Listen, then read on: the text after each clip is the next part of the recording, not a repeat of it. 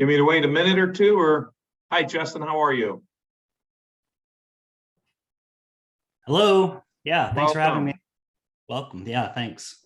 Give me a minute here and I will, looks like it's still climbing. We think we good, Kat? Yeah, I think the number may continue to climb here, so, but I think you can go ahead and get started. You got it. All right, everyone, welcome to this 1:30 session. It's titled Inside the Beltway, and it'll be presented by Justin Draeger. Thanks very much for the introduction, and thanks everybody for the invite to your conference. Hey, Justin, let me give a little bio here first, if you don't mind. Well, I don't mind, but if it's in the program, it's fine. I'm NASFA president. Hi, everyone. I'm not Megan Koval. I think that's the only other thing that probably needs to be said. You know what? You're fine. That's all I need to know. That's fantastic.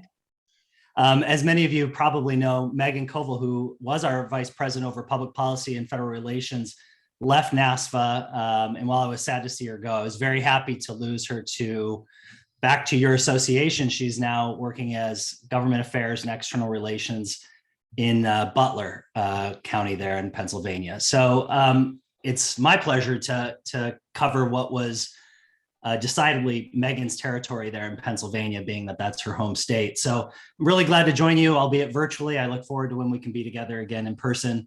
I'm going to be doing an Inside the Beltway. And Kat, I don't know who else to direct this to, but am I able to share my screen so I can flip through a couple slides? Yep. All right.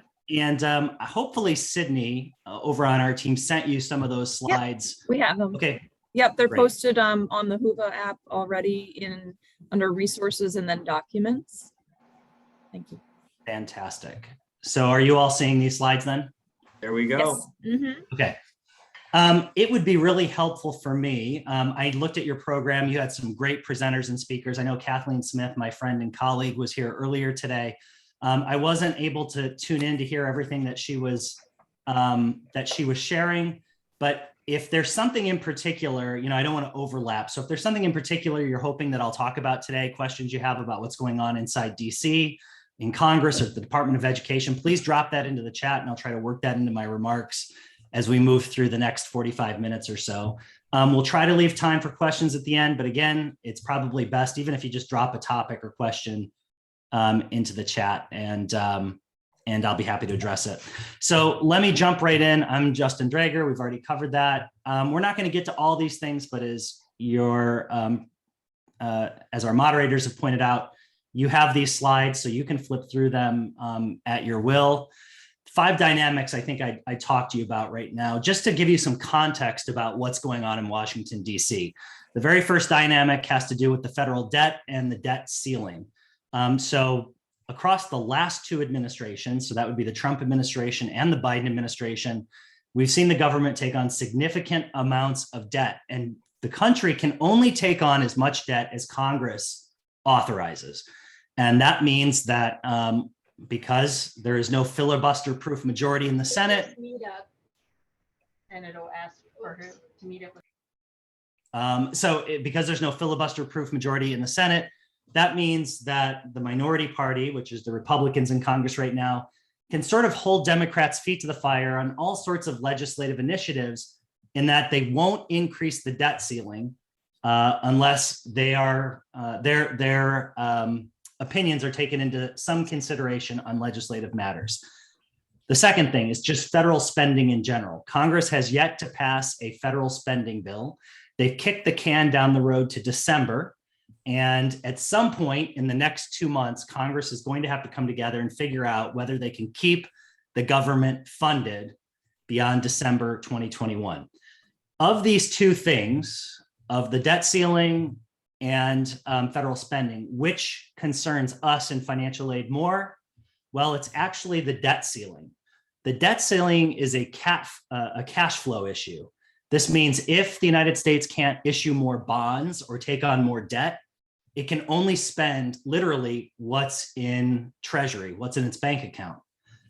In some ways, that means the federal government is living more like maybe the average United States citizen than a federal government. But this would disrupt potentially disbursements of federal student aid in December and certainly in January. So we pay very close attention to the debt ceiling, because if the government can't issue more bonds, there's no money in the account. And then federal agencies are left with really tough decisions about, well, do you pay Pell Grant recipients or do you pay Social Security beneficiaries? Those are really ugly decisions that we hope it won't come to that sort of thing. Our programs, the Pell Grant program, federal loans are funded out of mandatory spending, campus-based funding. Those are all forward funded programs. So funding for the 21-22 year were in last year's appropriations bill.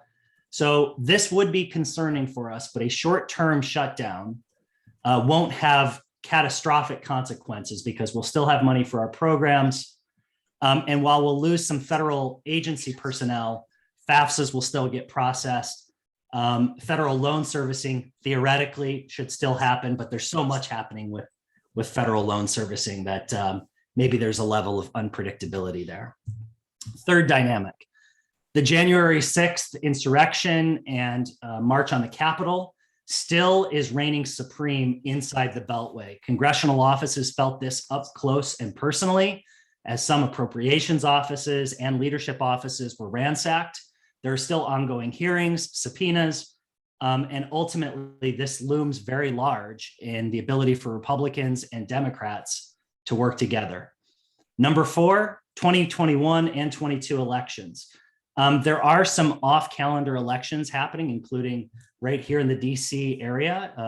The governor of Virginia will be decided in the next 2 weeks. And then, of course, we're on the cusp of the 2022 elections, midterm elections. Traditionally, the party in control, when you control both the House, the Senate, and the presidency, usually you take some lumps in a midterm election. We'll have yet to see what happens, but for us, what that ultimately means is legislating, whatever legislating is happening, as little as it's happening right now, will grind to a halt as we get close to the 22 elections. We'll sort of stop everything on the political chessboard. Congress will return to their districts so that they can campaign, and things will sort of be set in place till the 22 elections occur next November. So the legislative window for us, for any changes, extensions of programs, things like that, is narrowing as we get into 2022. This is perhaps the most interesting one, because Democrats do control the House, and by the very narrowest of margins, the Senate and the White House. And when one party is traditionally in control of both of those branches of government, they traditionally have been able to pass some major legislation. But right now, Republicans have been shut out of the legislative process as it relates to these huge spending bills that'll contain all sorts of policy provisions as well. And Republicans haven't really wanted to engage either. They think this will be the Democrats to own. And for their part, Democrats are struggling. And to some extent, the question is, what is a Democrat and what are their priorities? In this, what has traditionally been called a big tent party, is there enough room for progressives like Representative Ocasio-Cortez and Senator Sanders, along with Senators Sinema and Manchin? That is the question that Democrats have to answer today. And the math problem is there on the center of the screen. You have all of these things that the president would like to accomplish, and an ever shrinking box in which Democrats, conservative Democrats, are willing to spend in order to achieve it. So if you look at what all these things have in common, I would try to lump them into really two things.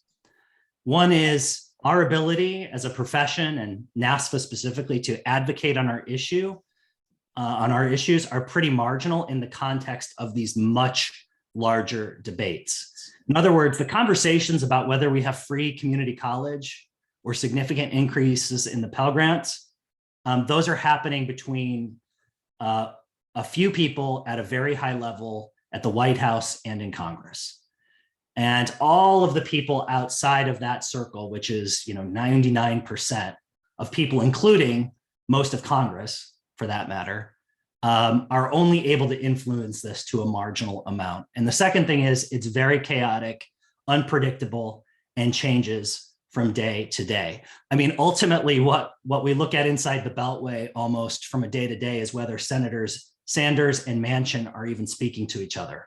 That's sort of what we're looking at on a day to day basis, as it's become quite heated within the Democratic caucus. For the president's part on higher education, he has proposed several things that fall directly within our wheelhouse. One, he's proposed doubling the Pell Grant over a period of time, over multiple years. Two, he's proposed free community college, and that's being wed together with this idea of free pre-K. So in total, the president's proposing 4 additional free years of universal education, 2 at the front end on pre-K, 2 on the back end for community college. The president did run on limited debt forgiveness, although he certainly hasn't, while they've been focusing on limited groups of borrowers for debt forgiveness, like borrower defense, students that were defrauded by their institutions, students who faced a closed school.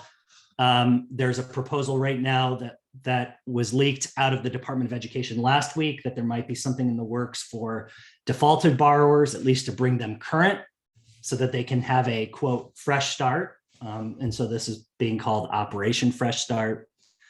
Repayment simplification and more accountability. That is such a loaded term anymore in Washington, D.C. Accountability for who and for what? That's the $10 million question, or maybe I should say $30 billion question, which is roughly the amount that we spend on Pell Grants every year. Is it accountability for schools? Is it accountability for students? Is it accountability for taxpayers? And depending on which lawmaker or policymaker you talk to on which day of the week, you might get a slightly different answer. For us, and if we were all together, I might ask how many of you were in financial aid before 2013, or maybe how many of you have been in financial aid since 2017. For us, this recalls things like borrower defense and what schools ultimately are liable for misrepresentation. This would include things like gainful employment or the return of some sort of gainful employment regime where certain programs are dependent on whether students can be measured and tracked having received some sort of employment gainfully after they've been enrolled. And it might include all sorts of other things for proprietary or for-profit schools, like tightening of 90-10 revenue to financial aid ratio restrictions. So accountability means something different, and we are waiting for more fleshed out proposals from the administration and Congress. Let me keep going here. This may have been covered earlier, but there's a couple things I want to highlight for you. We talked about the math problem that Democrats are having right now. What that ultimately means for us is that many of the things that were already moving out of the House of Representatives, like tuition-free community college, have already been put on the chopping block. The president himself, President Biden, was speaking just last week and admitted to the fact that because he is, the words he used in this CNN town hall were, when you only have 50 members of your party who control the Senate,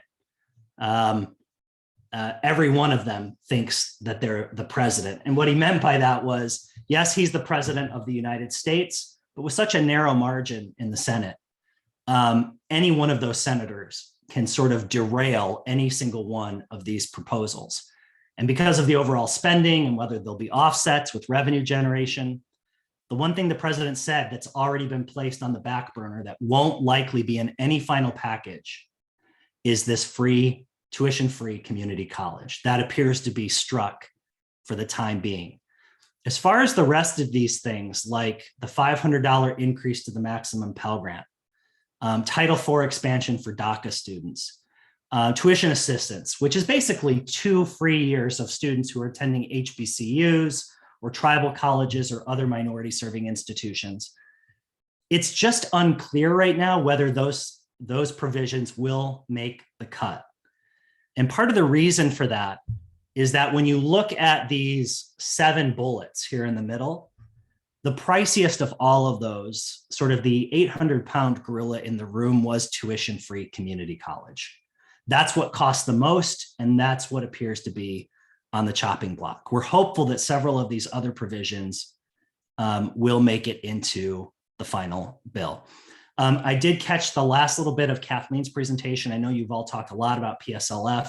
I'm happy to talk about that as well, but let's keep moving in the interest of time, because there's a couple other things that I think we'll all want to be paying attention to, and then we can circle back to some of those concerns that I'd certainly like to hear from you all. One area where it's worth paying a little bit of attention is this increasing the maximum Pell Grant. We've received some feedback at NASFA from folks who have concerns about doubling the Pell Grant, in that their concern isn't so much that we shouldn't be increasing Pell Grant amounts for low-income students, but how do we better target Pell Grants so that it serves low-income students and middle-income students? NASFA will be issuing a policy brief next week. You can be on the lookout for it. You're getting a little bit of a preview of it here. What we hope to be able to show to policymakers, financial aid administrators, other advocates, and those on Capitol Hill is that the way the Pell Grant program is funded and constructed legislatively, you can't do one without the other. That is, if you want to increase funding for middle income families, the best way to do that is by increasing the Pell Grant maximum. By increasing the Pell Grant maximum, you automatically expand the EFC and the cost of attendance ranges that will qualify for a Pell Grant. So in this example, we mapped out on Pell schedules what it would look like if we adopted the president's budget proposal from this last spring 2021. The president proposed increasing the maximum Pell Grant by $1,400 for the 22-23 year. $500 of that would have been through a budget reconciliation bill, and then another $900 would have been done through an appropriations bill. So it's not clear where exactly we're going to land for 22-23. But if we just took the president's proposal and said, okay, next year we're going to increase Pell by $1,400. We mapped out and looked at, and you'll see in the green there, those are all the current Pell recipients who would receive an increased Pell Grant if we increase total Pell by $1,400. And the orange shaded cells here are new Pell eligibility for students who previously didn't qualify. So one way to think about this is sort of like the Pell Grant being a pyramid. And as you increase funding, you're sort of pulling that pyramid out of the ground. And so those middle income families, those upper income bands, expand and become eligible. They come above ground as you pull that Pell pyramid up as you increase the maximum grant. So from a policy perspective, the easiest and simplest way for us to broaden Pell eligibility for middle income families who sometimes are the most squeezed when it comes to not qualifying for grants and having to rely on self-help aid like loans, the easiest way to help those students and families is by increasing the maximum Pell Grant. We have several slides here, and this is all available on nasfa.org as well, on free community college and free college proposals. I'm not going to go through all of these.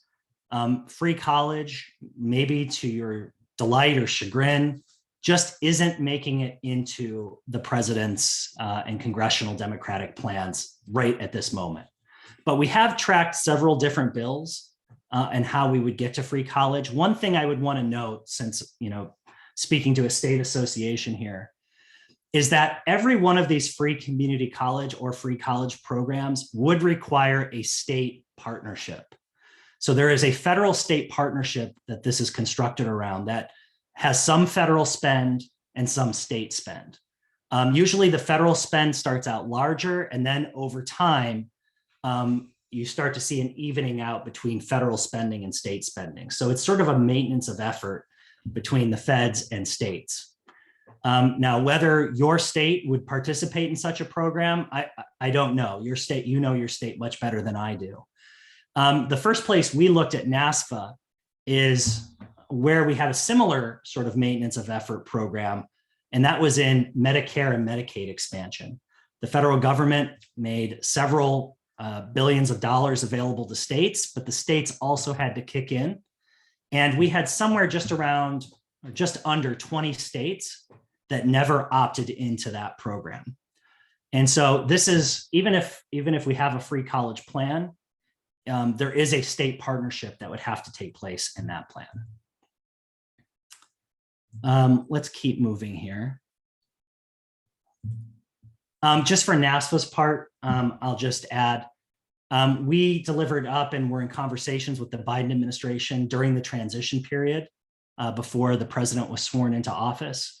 So we were talking to them about everything from additional COVID relief and relief from some of the burdensome regulatory requirements that sort of constrained how schools could spend their money and which students could receive it. We talked to them about strengthening the Pell Grant program, and in terms of bang for the buck, how much easier it is to spend money in Pell, which is an existing program, than creating entirely new programs that have to be regulated and implemented. We talked about simplifying FAFSA, and I'll talk more about that in just a moment, and curbing student indebtedness and really helping borrowers who, by the time they go into repayment, will have been benefiting from the largest borrower benefit program that we've ever had as a country. 2 years of payment pause without any interest accumulation, and all of those payments counting towards loan forgiveness, whether that's a public service loan forgiveness or whether that's a income-driven forgiveness plan. There are significant challenges, which I think you talked about in your last session, so I don't know that I need to rehash them. For our part, we've been trying to work with the Department of Education, receive some briefings off the record, but we're hoping that they'll release something much more publicly about their comprehensive plan to move borrowers into repayment. Just two things I want to say from the NASFA board, which is made up of practitioners, folks that are working in or overseeing financial aid offices on campus. As we transition to repayment, there are really two things that have to be balanced from our perspective. One is that we want to make sure that all borrowers understand what repayment looks like, that they're given the information they need to sign up for auto debit or at least reaffirm their auto debit, and that they understand the consequences of missing loan payments. They are, haven't been having to deal with this for the last 2 years by the time this actually restarts. But balancing that against then grace, and I use that term sort of in a compassionate way, but also in a technical way, sort of a grace period for borrowers who don't get the memo, who have trouble transitioning bureaucracy, who can't find their servicer, that borrowers wouldn't start feeling the negative repercussions of missing payments, for 60 to 90 days after this all starts. And I understand that's a really tough balancing act for federal student aid and the servicers. Because on the one hand, we're trying to tell borrowers repayment starts on February 1. On the other, I think as Chief Operating Officer Richard Cordray just said on Capitol Hill, not 90 minutes ago in a congressional hearing, acknowledged that this entire process of restarting this machine is going to be rife with challenges. And we don't want borrowers to feel the brunt of those challenges as everything gets restarted. Higher Education Act reauthorization. It seems crazy to say this, but if you haven't been in financial aid for 13 years, you've never actually, well, no, wait, I don't want to overstate that. That would be, almost 13 years. 13 years, you have yet to see the Higher Education Act be reauthorized. This used to be sort of the every 5 to 6 year gear up where we would revisit all the student aid programs. We revisit funding levels. We'd revisit student eligibility and institutional eligibility. And it's now been just about 13 years since the last time this was reauthorized. I have a lot of slides on reauthorization. I'm not going to hit all of them. I want to point out really just 3 things. One, there is no immediate reauthorization on the horizon. Any momentum, and I guess I say any momentum because I wouldn't say it was overwhelmingly a significant amount of momentum, but any momentum we had for a reauthorization was wiped out by COVID-19 and the pandemic. It was very much Congress responding and federal agencies responding to emergencies on the ground. So I'm going to skip past all of this. It's not imminent. The second thing I would point out is that when we think about reauthorization, and this is important as we think about the student aid programs, the Higher Education Act governs nearly all of our programs. Our programs are really divided into two parts. One, general provisions, which is where we get at sort of institutional accountability and eligibility. That's where free college would live, sort of these general provisions. And then student aid provisions, which are programmatic specific provisions about the student aid programs, who qualifies and how much they qualify for and how schools can award them. Here are some examples of student aid provisions and some of the legislation that's been proposed by Congress. Things like getting rid of origination fees, which is supported bipartisanly, at least in the Senate. More transparency around student financial aid offers and awards. Things like annual counseling or the type of disclosures that schools or the Department of Education or servicers need to be providing to borrowers. That all lives on the student aid provision side. And there's one section of student aid provisions that did pass. And while inside the Beltway, we often talk about the theoretical, like what's going to happen, this is happening. And I think it's worth flagging, and something that I would hope I would flag as like a big takeaway from today's session. The Consolidated Appropriations Act of 2021 sort of completed a trifecta of legislation that's been passed over the last several years that will make the biggest changes to federal methodology and the FAFSA, since form follows formula, that have probably been made since the inception of FAFSA.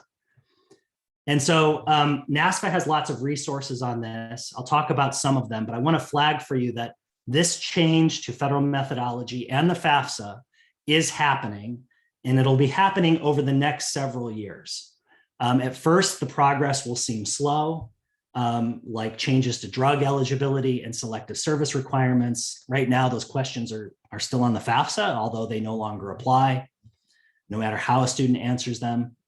But in the future, we'll have some pretty significant changes. One resource I just want to highlight for you. This is an open source tool. NASFA partnered with a grantor and several other partners in higher education to create the Student Aid Reference Desk. You can go out and check this out. Simply Googling this term will take you right to it. Open source, available to anybody. It allows you, it's basically an index on any student aid topic where you can go in and find the statute, you can find any regulation, you can find Department of Ed resources on that topic, and then you can find all sorts of other publications or articles or NASFA guidance on that topic. So go out and check that out. As I talk about the next several slides on federal methodology changes, this would be a tool that you could use to help sort of sort this out. HERF or COVID-19 guidance would be another one where you could go out here and start to dig in. So when will all of this come into full effect? All of these FAFSA changes that I'm about to talk about. The statutory deadline for the changes is the 23-24 year. However, the Department of Education, because these changes are so significant, won't be able to implement all of these changes until the 24-25 year. So if I'm flagging out into the future, I'd be thinking about the 24-25, although there are iterative steps in between. So what are some of the changes that are happening to the FAFSA? Well, some of those changes are things like overall federal methodology simplification, meaning we're asking fewer questions and fewer data elements. Drug convictions and selective service are being removed. I think you're all aware that the SULA requirements have been removed. Pell for incarcerated students have been reinstated. So incarcerated students will be able to receive Pell Grants. In fact, there's a committee meeting in Washington, D.C. now as we speak, or last week at least, that are trying to develop guidance and regulations around that. There are some professional judgment changes and some changes to cost of attendance. What's changing in federal methodology? Well, first, there'll be fewer untaxed income items that are factored into the federal methodology formula. In other words, by the time we get to 24-25, if it's not reported on the tax return, it will not be considered for federal methodology, except in a few scenarios. One is child support received will continue to be reported, but it now will be counted in the asset equation, not in the income equation.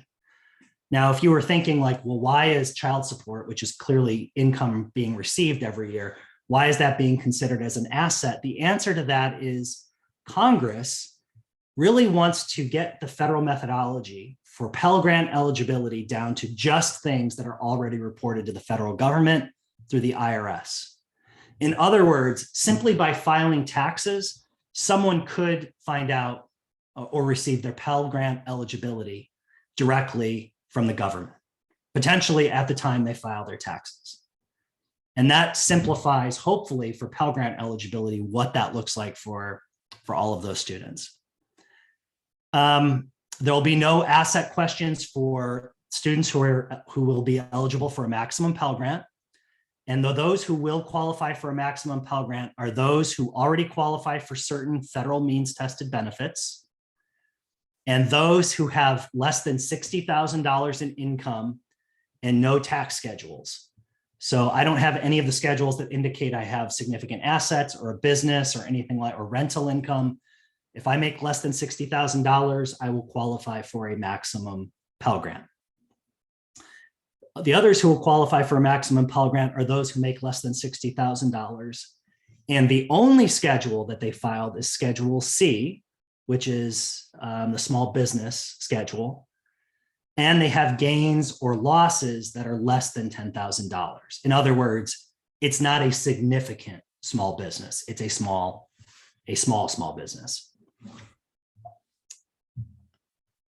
The other big change that will be happening by 24-25 is that the EFC will now be called the Student Aid Index.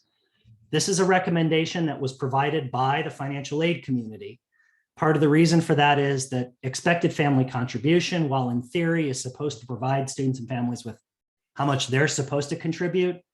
Any of you who've had the unfortunate experience of trying to tell students and families that know that EFC has become so disjointed from what students and families can provide that it's really being used as an index today. And so Congress has basically renamed it to reflect how it's used, which is as an index. And SAIs will now be allowed to go into negative territory. Right now, if you kind of look at federal methodology, EFCs can be negative. It's just the very last step before an EFC makes it onto a SAR or an ICER is that it's zeroed out. So this would allow SAIs to go to the negative 1,500 territory. There are no other changes along with that. Like, so for example, this doesn't like get deducted or this doesn't add 1,500 to the cost of attendance, but it opens the door for us to sort of potentially differentiate between our really needy students, which are like, you know, this huge conglomeration of zero EFCs, and differentiate those from maybe our truly needy, which would be negative 1,500. The SAI would be used much like the EFC today. It basically determines all eligibility for Title IV aid, except for maximum and minimum Pell Grants. So we already talked about how students automatically get a maximum grant. But for all other students, you basically would be using the SAI the same way as the EFC. You'll have a Pell schedule. You'll be plugging in your SAI numbers from the students, and that will determine their Pell eligibility based on cost of attendance. So maximum Pell minus SAI, that will give you your Pell amount. And then the other change that I just want to flag for you is that Pell awards will be based on number of parents in the household, and then their adjusted gross income versus their poverty level. So Pell is really the simplified ultra simplified version. That's what lawmakers were after. How do we get students and families information on Pell much, much faster? There are some other provisions here in federal methodology that I won't get into, but again, you have the slides, and we have several tools on the NASFA website that you can and should check out. So how will all of these changes in the aggregate impact students? How will Pell eligibility change, and how will it be determined? So most students who receive Pell who receive Pell today will receive it through this automatic eligibility. That's sort of the headline. So 41% of Pell students will receive the automatic maximum on the other side of this. 10% will, through the calculation, receive a maximum Pell. 5% will receive an other Pell amount, and 11% then will receive the minimum, which is a statutory minimum Pell amount. 32%, or roughly a third of our applicants, won't receive any Pell grants. So the takeaway here is that the majority, if you're looking at distribution of Pell, the majority of Pell recipients will be receiving maximum Pell.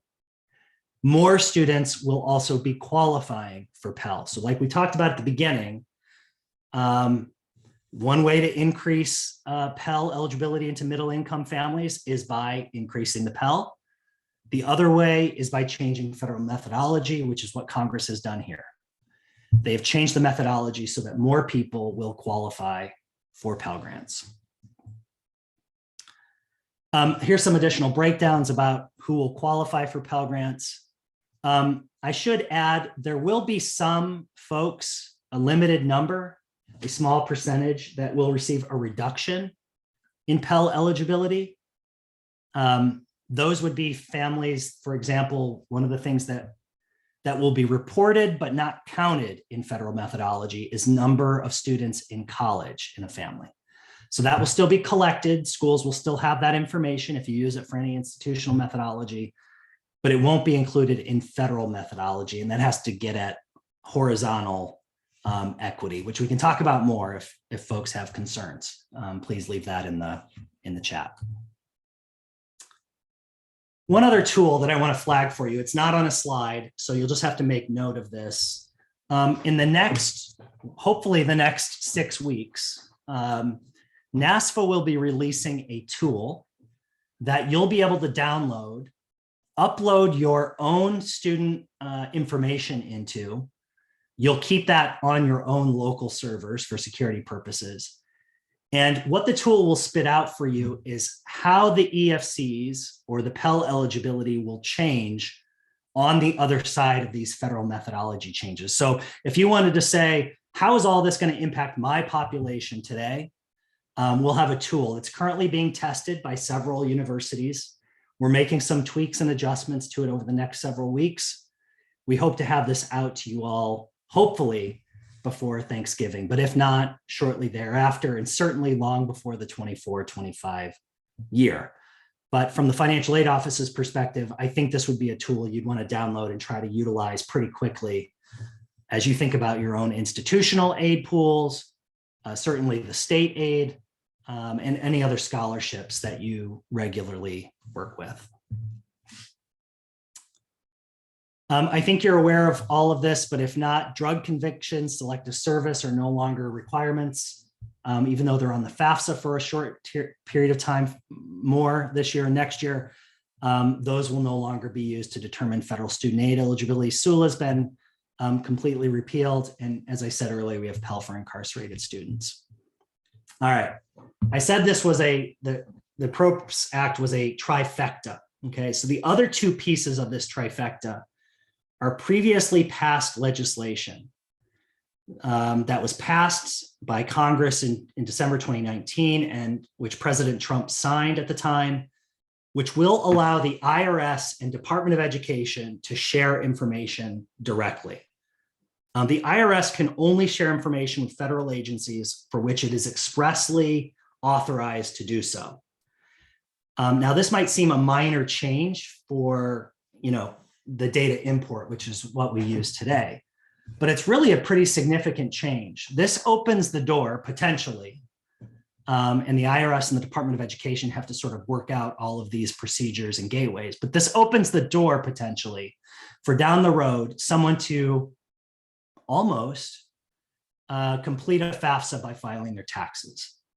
And so if I'm a family earning less than $60,000, I don't have any schedules, things are really uncomplicated, then why not be able to basically fill out a FAFSA with an additional question or two, right, by filing taxes. So it could potentially get us out of even the data retrieval and just do a direct data share between the IRS or and the Department of Education. I'm going to skip by all of this. Just to let you know, here's the headline here is 22-23 funding is not yet determined. At the earliest, it'll be determined by December.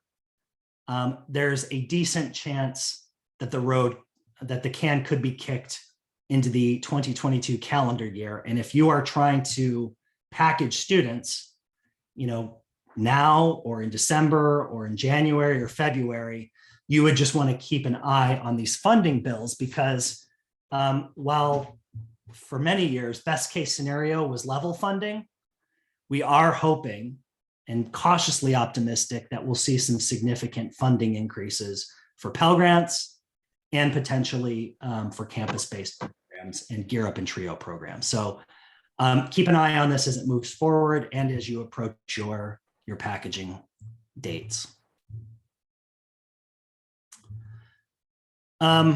Here's some, I think you all know of Secretary Cardona. Undersecretary of Education James Quall was just confirmed. James is the person over at the department who oversees all of higher ed policy. James has been at several NASFA conferences. He knows NASFA, he knows the financial aid community. And while he is not and has never been a financial aid administrator, he is someone who we can count on to hear our concerns while reflecting back out the priorities of the administration. Richard Cordray is the new head, or maybe not so new head of Federal Student Aid. He's the new Chief Operating Officer. This is certainly the most high-profile appointment we've ever had at the Office of Federal Student Aid since its inception in 1998. This is a person who understands politics. He is at the core both an attorney, he was a former attorney general, a consumer advocate, and a political animal. So while I wouldn't necessarily have expected him to understand anything about COD or CPS when he came into his appointment, or R2T4, or even verifications, his big picture items have to do with borrower repayment, institutional accountability, proprietary or for-profit education and accountability there, and loan servicing. Those would have been his top of mind issues coming in. To that end, I did want to flag for you, it's not on this slide, more information to come, but the Department of Education just announced last week that it was sort of bulking up its institution or its school enforcement unit. This is disconcerting because for a long while, we had hoped that we were making progress with Federal Student Aid on a partnership when it comes to the administration of financial aid. Now, I don't want to jump the gun on this race and get out ahead of any conversations that we've been able to have with the department. But it's awfully difficult sometimes to have a partnership when the other is sort of seeing that partnership as oversight or enforcement, sort of the starting point being that schools must be doing something wrong. So we are looking forward to conversations with the department more about their plans for the enforcement unit, what that means for audit and program reviews, and ultimately what that means for our continued, I hope, partnership with our federal colleagues. As you know, the department is, all sorts of things are happening with servicing. I think you covered a lot of that in your last session, so I'm not going to go into all of that. You're also aware of this limited public service loan forgiveness waiver. This means that this is one, I think we view this as really fantastic news. It means for all those borrowers whose previous payments for some reason, aren't counting for PSLF. For many of the bureaucratic or programmatic complexities that exist here, they have this waiver whereby if they were in the wrong loan program, they can consolidate over the next 12 months into the direct loan program and have all of those previous payments, as long as they were in a qualified job, count towards PSLF. This will happen automatically for those who are working for the federal government. It'll happen hopefully automatically for the military. And for others, the borrowers will have to take some proactive action. And so certainly federal student aid in our conversations with them said that they would welcome institutional help from the financial aid office to go out and do some communicating with their past borrowers. That said, we're still waiting for all the exact details. So I don't have those details yet. I'm not sure if the servicers have those details yet. I can't answer for them. But we know that the waiver's there. We know what's been promised. And we're waiting for some additional details before we can do any sort of public awareness campaigns other than it exists. It's happening. Many of you probably voluntarily utilized the verification waivers that were offered by federal student aid this last year in the summer. We had hoped that those would be continued for 22-23. To date, they have not been continued. The department says that they are continuing to look at the situation, and we're hopeful that they'll revisit it. I just want to say one thing on this before I wrap up. NASFA is not now or ever been against program integrity, making sure the right students get the right money. I think what we've been disappointed with is that many of the promises that were made around verification by the department many, many years ago when we negotiated all of this just haven't come to fruition. What we had hoped to see was a much more targeted verification and sophisticated verification selection rate. Some of that's starting to happen with machine learning that happened in the last administration. But as you all know, particularly at open access schools, we end up verifying a lot of students who have no change to their EFC. In fact, upwards of 90% of Pell recipients go through verification and have no change to their EFC. That's not to say that's all for naught, but certainly we hope to have a much more targeted verification system in place in the future. I think I'm running up almost against my time. So let me just pause. ASLA, if anybody's forgotten about that, it's still under consideration at the Department of Education. This was as of a conversation we had yesterday with them, and all sorts of negotiated rulemaking is happening. I'll just point out all the regulations that are being debated in DC right now won't go into effect until July 2023. So we have some more time to think about those regulations. Let me pause there and just see, are there any questions? I don't know if there's anything in the chat. I haven't really been able to keep track of all the different things, but any questions or any topics that I didn't cover that we ought to cover in the remaining minutes here? Hey, Justin, this is Brian Bigley from Pitt. On slide 29, there was something about divorce separation, who's going to be on the FAFSA. I don't recall you talking about that. Can you just touch upon that real quick? Yeah, so there is a slight change in federal methodology. Is this the slide here or what? Go back two more, sir. There you go. Second one, second bullet. Yeah, so there is going to be a slight change in who is reported as the parent in cases of divorce or separation, whereas previously we'd say who is providing more than 50% of your support. I think they're looking at, this probably has a lot of overlap, but looking at the students who they're with, who is the student living with, for example, would be the determinant and offset by child support received. So I think they're just trying to simplify this definition for students and parents who are constantly struggling with how they come up with who's providing 50% or more of their support. Thank you, sir. And this will need to be further defined by the department as we approach 24-25. Any other questions or topics we haven't talked about that we need to in the waning few minutes here? Hi, Justin. This is Amy Hooper from University of Pennsylvania. I just had a quick question about potential glitches or unintended consequences in the formula changes and wondered what you know about those things, what's being addressed, what cautions are out there. You specifically, Amy, are asking about federal methodology? Yes, sorry. Yeah, no, I think you said that. I just wanted to confirm. So right now we'll have a good idea after we complete our model testing with these institutions, if there are any like unintended consequences or glitches. The only one that's sort of glaring right now, and it's a small percentage of borrowers, is this number of students in college. So previously, if you had 2 students in college, your EFC would be just cut in half. If you had 3, it would be cut by 3. So it had a pretty dramatic impact on Pell eligibility. That's being accounted for in a little bit different way in the whole formula by increasing the bands of income that will qualify for a full Pell Grant. It really came down to horizontal equity, which is treating similar families the same way. So if you, for example, had your children 5 years apart and they enrolled in a traditional out of high school enrollment, your total cost for education is the same for someone who had them 3 years apart. It's just the cash outlays might be a little different.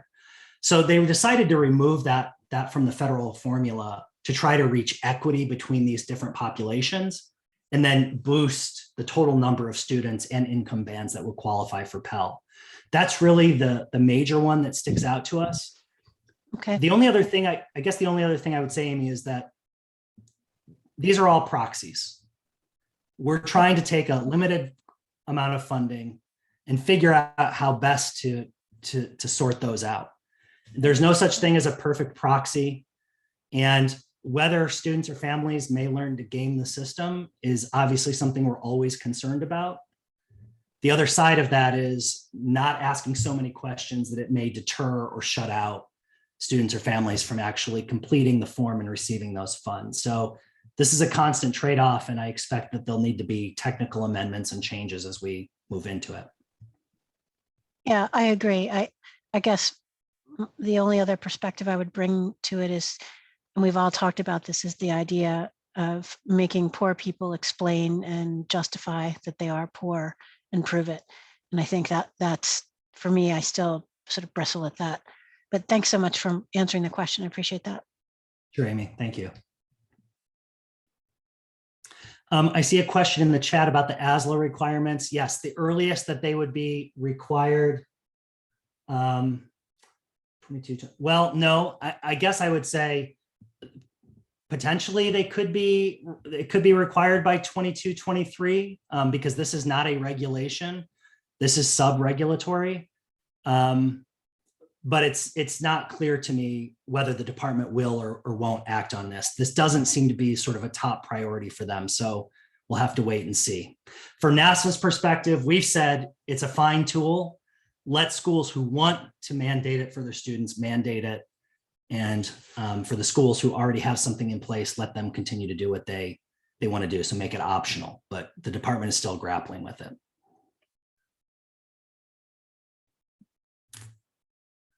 Any other comments or questions? Okay, well, if not, let me wrap up with, because I know we're up against a hard deadline here and I don't want to derail any of your programming. I just want to point out, NASFA has a whole web center on COVID-19. So if this is something that you're still working through or you have HERF money, just an encouragement to spend that as quickly as possible. There is federal scrutiny, congressional scrutiny, and scrutiny from the media about whether schools are spending that quickly enough on students. So just a note, and I'm talking about the student share in particular. So please go back and take a look at that. If you have questions, please check in with our COVID-19 web center. And I'll end just by giving you all a big note of appreciation and thank you. I'm a former financial aid administrator myself. I worked for a state agency in Michigan. And I thought this profession, and thought for a long time, this profession moves mountains already. And when the rubber hit the road during a national emergency where your students needed you, you were there. And I've never been more proud to be associated with you and hopefully represent you adequately with the rest of the NASFA team here in Washington, D.C. And you made it easy. You've garnered the respect of those in the Department of Education and on Capitol Hill for your work during the pandemic.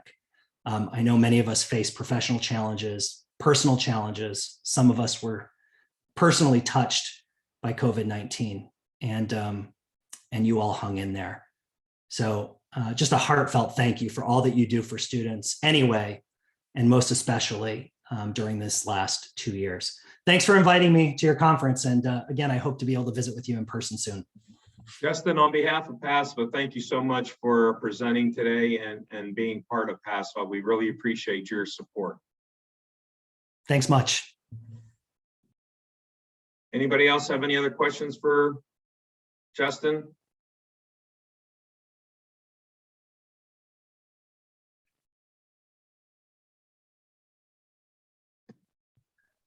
All right, thank you.